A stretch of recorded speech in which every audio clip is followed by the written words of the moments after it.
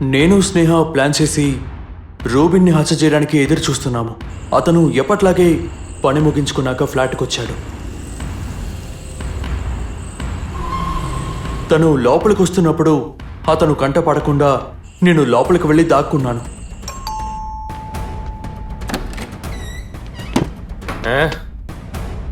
ఏమైంది? నీ నిర్ణయం ఏంటి?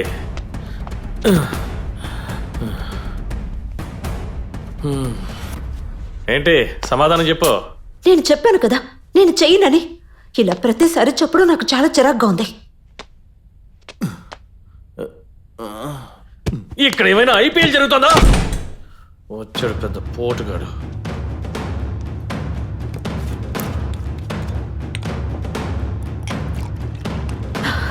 అన్నిటికీ కారణం ఇదిగో ఈ తాగుడే.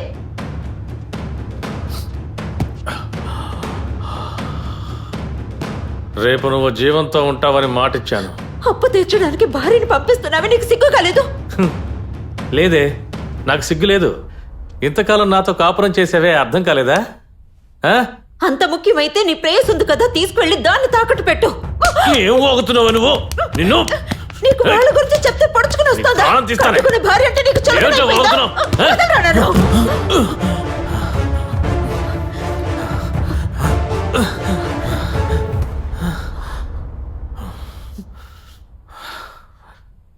ఏంటే నన్నే కొడతావా?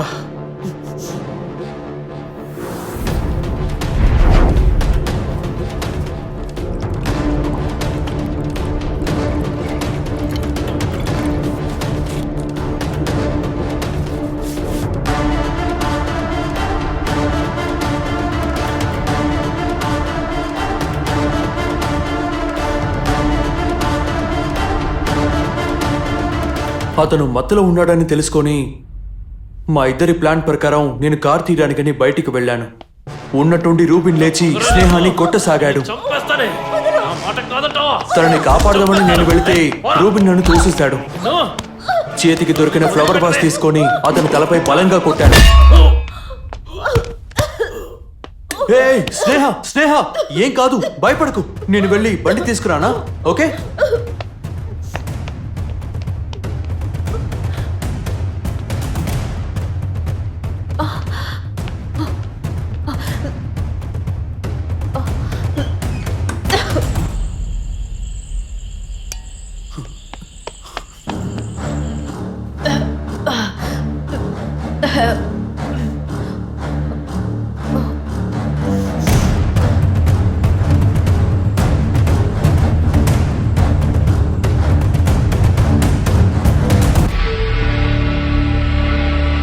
నేను కిందకు వెళ్ళి కార్ పార్క్ చేసి తిరిగి వస్తున్నప్పుడు ఇక ఏ సౌండ్ రాకూడదు, నా గురించి తెలుసు కదా.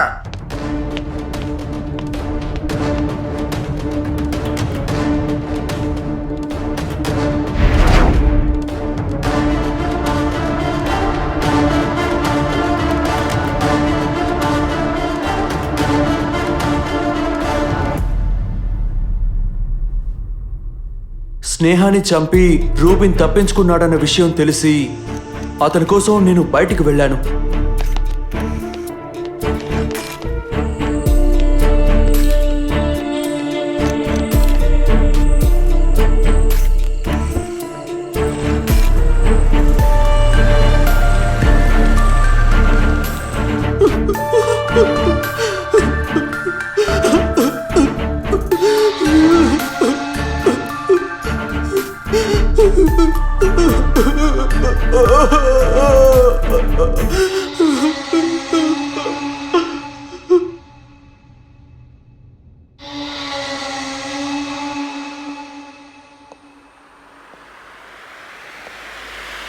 నేను స్నేహ ఇద్దరం ప్లాన్ వేసి రూబిన్ని చంపడానికి ఎదురు చూస్తున్నాం. స్నేహ హత్యకు గురైన 30 నుంచి 50 నిమిషాల తర్వాతే రోబన్ హత్యకు గురయ్యాడు. ఇక్కడ ఏమైనా ఐపీఎల్ జరుగుతుందో?